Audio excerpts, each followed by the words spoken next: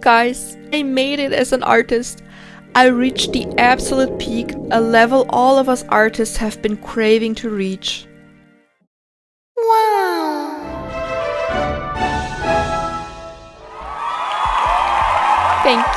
Thank you so much. This has been my dream. Oh my god, okay, this is the worst. Listen, being compared to AI art, it truly feels dystopian. Look at these impeccable AI-generated works. They're beautiful. I can't even draw that well for the life of me. How am I supposed to be able to replicate perfection? I can't. I don't use AI and I don't trace, but there's no way to prove that, right? Right? I can show live drawings, time lapses, show all my layers. It wouldn't convince anyone. It won't convince someone who won't specifically look for any evidence. I actually was planning on making this video for a while when I first saw some of my favorite artists and some Instagram mutuals receive the first false AI allegations. Never in my wildest dreams would I have thought that my own art, my own imperfect intermediary art, would be accused of the same thing. Paperlike was so kind to repost a video of mine I made about trusting the process and restarting artworks if necessary, and it was a video time-lapse to show how I restarted in the middle of an artwork again.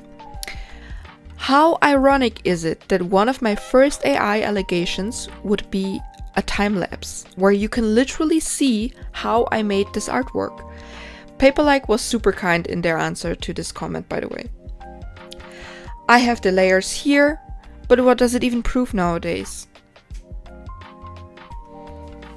But yeah, just overnight then, suddenly, after posting a 2-year-old rotoscope of myself on YouTube as a short, I received a couple more allegations. And to be honest, I can't even blame them. My rotoscope was kind of sloppy and wonky in the hair part. Sometimes in some frames I drew some hair strands, in some others I left them out. But I redrew a video of myself, frame by frame, for I think 23 hours. And it was such a long time, it took me a long time to do that frame by frame. I had over 100 or something frames. Unfortunately, I could not find the file for the life of me. It was a huge project file and my iPad was already at max capacity, so I think I wanted to make room. So naively, I must have deleted it because in 2022, no one was using anything like that, any kind of software remotely like that. So I was not thinking of having to prove myself or have evidence. But in any case, I have other examples of how this works, of how I rotoscope. So I take a video of myself, which is super embarrassing, and then I use the EasyGIF website to transform the video into a GIF, and then I splice it into individual frames that I import into Procreate. And it's hundreds of frames depending on the length of it. I usually go by 10 frames per second. I know that's not the industry standard, but I'm just doing this for fun. So here you can see the finished work. Those are the finished frames, but you can also see in the individual layers, in the individual frames, the different layers and the video screenshot that I took, which is the base of it all, right? So yeah, I can toggle it on or off, and yeah, there are hundreds of frames. Here we can see all the layers of the artwork in question from the Paperlike video.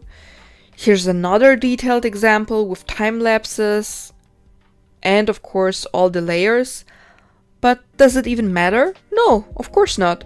No one that accuses any artist of AI on a whim will go on looking for evidence. It's completely useless for me to post this because they will not go into individual videos. They will not look at time lapses. For years I have posted my time lapses of my art and no one really cared for it. Now suddenly people start accusing everybody left and right of using AI, and so we have to use them, I guess. But I'm not even sure if they're really looking closely because it would be obvious from the start that it's not AI. And to be honest, artists nowadays are just backed into a corner. They're losing jobs left and right. They're losing jobs by the thousands, having their artwork stolen and repurposed if posting them on social media, and now even being accused of using AI anyway after years of practice and hours of work that go into each piece. And to me, it seems like we just can't win. I wish I had a positive way to end this video, but I think all we can do is not lose the only thing that still counts: the fun in creating art and engaging with like-minded individuals about our art. And so I have this very nice comment that I can leave you on, because for every not so nice or accusatory comment, there will be ones that support you and actually like and enjoy your art and see through all of the bullshit.